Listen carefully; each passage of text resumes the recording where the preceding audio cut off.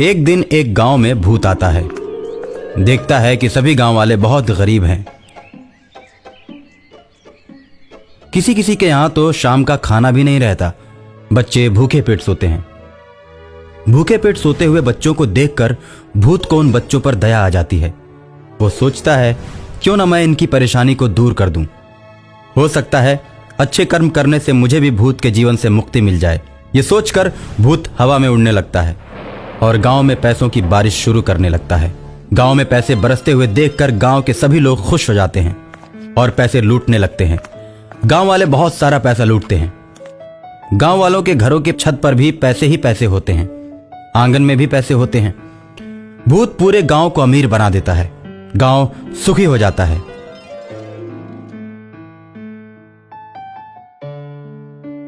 गांव के सभी लोग भर भर पेट भोजन करने लगते हैं। आसपास के गांव वाले इन्हें इस प्रकार धनी देखते हैं तो वो सब इनसे जलने लगते हैं। उसके बाद गांव में चोर आकर चोरियां करने लगते हैं। गांव वाले चोरों से परेशान हो जाते हैं।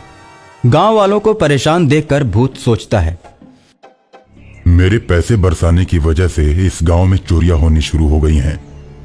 जब ये लोग गरीब थे तो कोई भी इन्हें पूछने नहीं आता था। अब जब ये लोग अमीर हो गए हैं तो चोर इन्हें सताना शुरू कर दिए। अब मैं चोरों को पकड़ लूंगा। रात में चोर चोरी करने के लिए मुखिया के घर पहुंचते हैं। जैसे ही घर में जाते हैं भूत बाहर से दरवाजा बंद कर देता है और चोर चोर चिल्लाने लगता है। गांव में किसी के चिल्लाने की आवाज सुनकर गांव वाले जग जाते हैं। चोर चोर चिल्लाने की आवाज मुखिया के घर की तरफ से आ रही थी और लोग दौड़कर मुखिया के घर की तरफ जाते हैं। मुखिया का भी पूरा परिवार जग जाता है। सभी के इकट्ठा हो जाने के बाद लोग दरवाजे को खोलते हैं और चारों चोरों को पकड़ लेते हैं।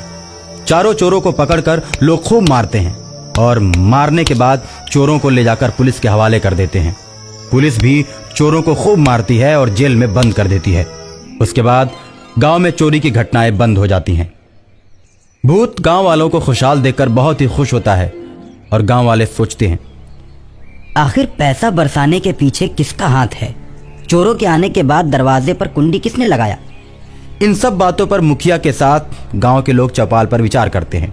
दरवाजे पर कुंडी तो मेरे परिवार के किसी सदस्य ने नहीं लगाया। मुझे तो लगता है कि कोई अदृश्य शक्ति हमारे पूरे गांव की मदद कर रही है। हमें उस शक्ति की पूजा करनी चाहिए, चाहे वो जैसी भी हो, जिस रूप में हो। वो हम लोगों का भला सोचती है। हाँ, आखिर उस अदृश्य शक्ति के बारे में हम लोगों को कैसे पता चलेगा? लोग अभी बात कर ही रहे होते हैं कि भूत प्रकट हो जाता है और कहता है, मैं इसी गांव में रहने वाले रामदीन का लड़का हूं। कुछ वर्षों पहले स्कूल से आते समय एक प्रेत ने आम के बगीचे में मुझे मार दिया था। उसके बाद मैं भूत बन गया। मैं हमेशा अपने गांव के भले की बात सोचता हूं और गांव में मैंने ही पैसे बरसाए हैं। चोरों को पकड़वाने में भी मेरा ही हाथ है। मैंने ही कुंडी लगाई थी। वो अदृश्य आत्मा जिसके बारे में तुम लोग चर्चा कर रहे हो, वो मैं ही हूं। भूत के मुंह से ऐसी बातें सुनकर सभी भूत का पांव पकड़ लेते हैं और उसकी आत्मा की मुक्ति के लिए बहुत बड़े यज्ञ का आयोजन करते हैं। बहुत से विद्वानों को बुलाकर मंत्र द्वारा उसकी आत्मा को मुक्त करवा देते हैं और भूत खुशी खुशी सदा के लिए ईश्वर के पास चला जाता है।